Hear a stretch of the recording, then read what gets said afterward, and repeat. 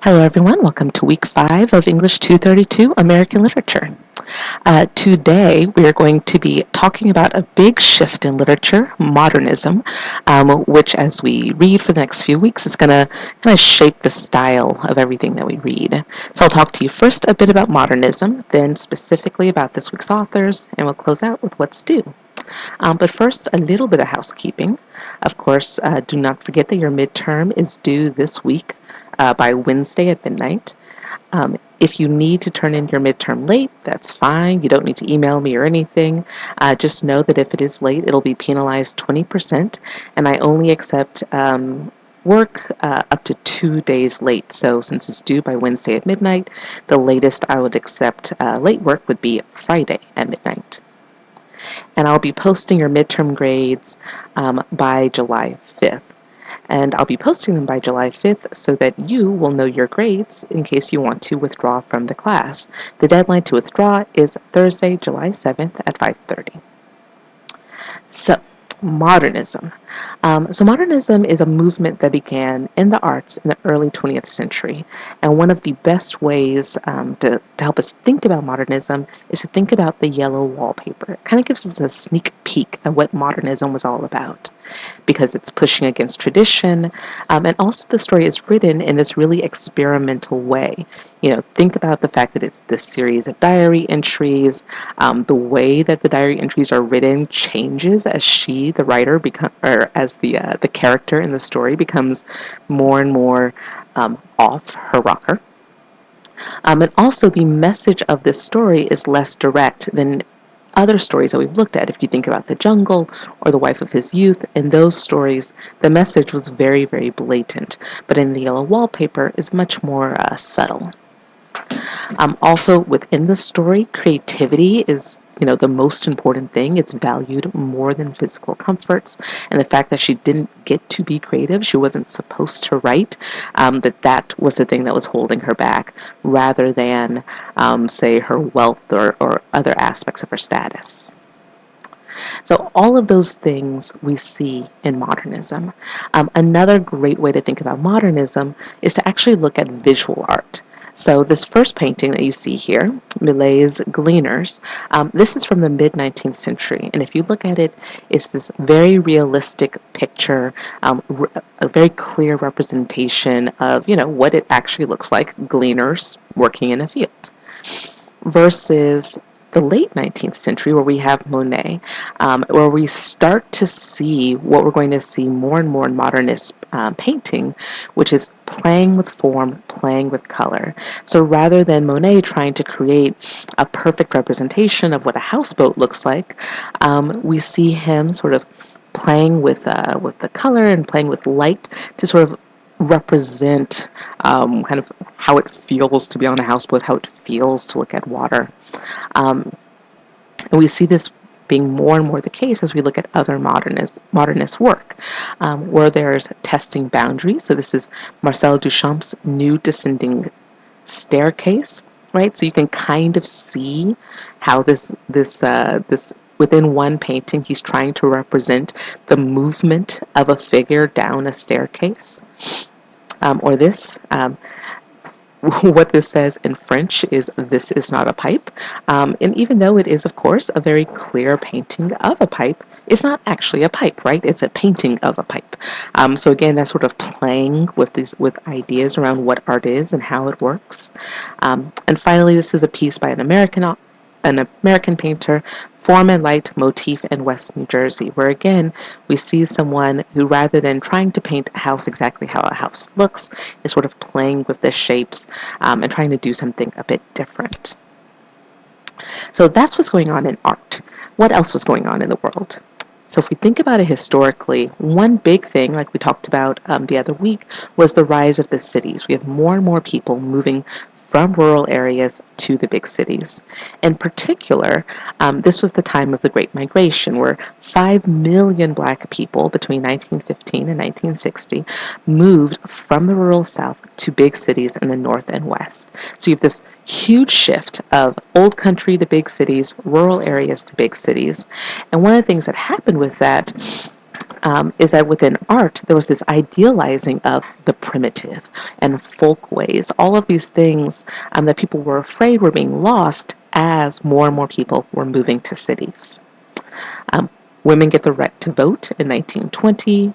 World War I happens. This brings in trench and industrial warfare. So all of the feelings that people used to, like previously, many people had about war being this romantic, nationalistic, wonderful thing, really gets challenged, right? So think of all this disruption, people moving to the cities.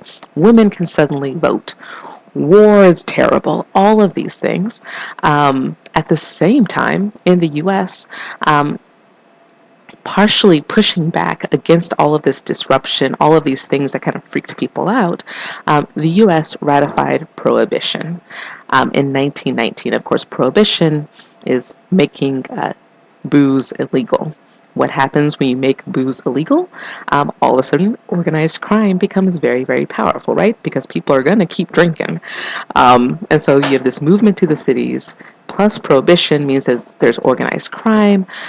And one of the really interesting things about prohibition is that because drinking goes underground and is happening in speakeasies, whereas before, when bars were legal, really only men went to bars. Once they become illegal, once we're breaking the law anyway, all of a sudden women start going into bars too.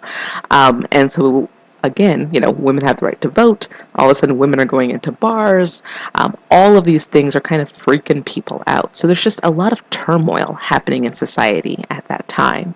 And one of the things that turmoil does is it causes people to question traditions and to question the way that things always have been. So into this, we can find two authors whose writing really epitomizes what's going on in terms of modernism: Jean Toomer and William Faulkner. So some things that they have in common, both of them were really focused on thinking about history, particularly through the lens of gender, race, and region. Both of them very experimental writers. You're going to see that especially with Jean Toomer. They also were not afraid to push some buttons. They write about things, they write in ways that were very untraditional and could be really upsetting to people. And if you look at their characters, you see that these are people who are struggling to fit into this new modern world. So Jean Toomer, he was biracial. He generally would describe himself as American, but if you look at literary history, most people think of him as a black author. He wrote Cain in 1923, which we're going to be reading some parts from, which was essentially a one-hit wonder. He never really published anything else that was sort of as well received and as well regarded as Cain was. And Cain, of course, is a reference to sugarcane. He was born in Washington, D.C., and so one thing that, if you've ever been to Washington, D.C., you may know this, but that Washington, D.C. is really the line between the South and the North. If you look at a map, you can see that, right? It's sort of in the northernmost part of Virginia. And so when you look at Jean Toomer's writing, it really reflects that tension between the South and the rural and the cities. William Faulkner, on the other hand, from Oxford, Mississippi, so deep south, and definitely not a one-hit wonder, wrote a ton of novels, many short stories, quite famous, and he was part of this big flourishing of Southern modern writers.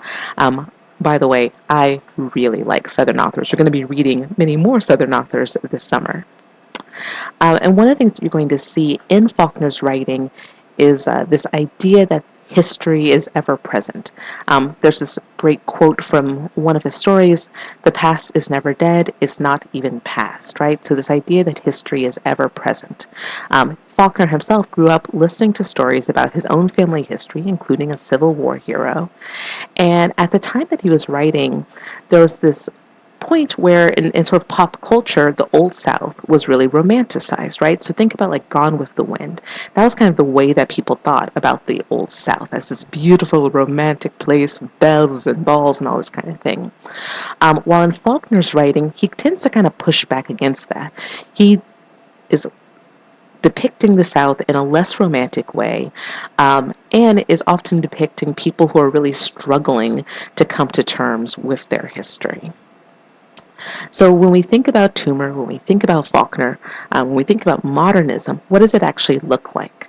It looks like really contentious relationships between characters where some are clinging to the past and some are less sure that the past is so great. We also have these crazy long sentences that overwhelm the reader with detail. So this is from uh, Delta Autumn, one of the stories you're going to be reading this week. The paths made by deer and bear became roads and then highways, with towns in turn springing up along them and along the rivers Tallahatchie and Sunflower, which joined and became the Yazoo, the river of the dead of the Choctaws. The thick, slow, black, unsunned streams, almost without current, which once each year ceased to flow at all and then reversed, spreading, drowning the rich land and subsiding again, leaving it still richer.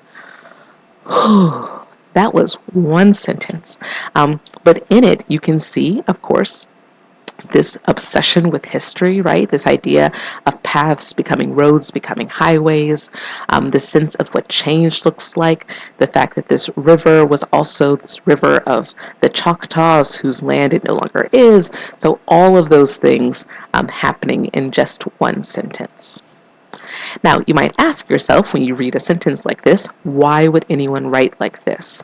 And again, let's think back to the yellow wallpaper, where, one of the responses to the yellow wallpaper was this Boston physician who said, this story should not be written, it should not be read, it's enough to drive anyone mad. This is terrible and disruptive. But there are a lot of reasons that people would write like this. One really important thing is that it no longer feels like a story is being told to you, right? It's this attempt to make the story feel like a first-hand experience. Because, of course, real life is confusing, it's overwhelming, it's not clear and straightforward the way that stories were previously told. Also, it pushes us as readers and writers, and it's pretty, right? So look at this lovely piece from Jean Toomer's Cane, and just listen to how beautiful it is, where in his writing he's essentially bringing together poetry and prose, and it's just lovely. Carintha is a woman, she who carries beauty, perfect as dusk when the sun goes down. She has been married many times. Old men remind her that a few years back they rode her hobby horse upon their knees. Carintha smiles, and indulges them when she is in the mood for it. She has contempt for them. Carintha is a woman. Young men run stills to make her money. Young men go to the big cities and run on the road. Young men go away to college. They all want to bring her money, right? So instead of a very straightforward description of this person, Carintha, he brings in this kind of poetic voice to kind of experiment with the form, and it comes, and in the end, you have something that's sort of perhaps a bit more challenging to read, but also it's prettier, So here's what you're thinking about this week, is you're thinking about modernism. And what I'd like you to do is, in your readings, to pay attention to how you see the qualities of modernism playing out in Toomer's writer. How do you see it in Faulkner's writing? And you're going to be writing a paragraph on each of them. Okay? So that is it for this week's assignments. You're going to be reading Jean Toomer, reading William Faulkner, and by Friday at midnight, you'll be submitting your reading response, of course, reading notes for each of the assigned readings, as well as your response paragraphs. And that is all for this week. Bye now.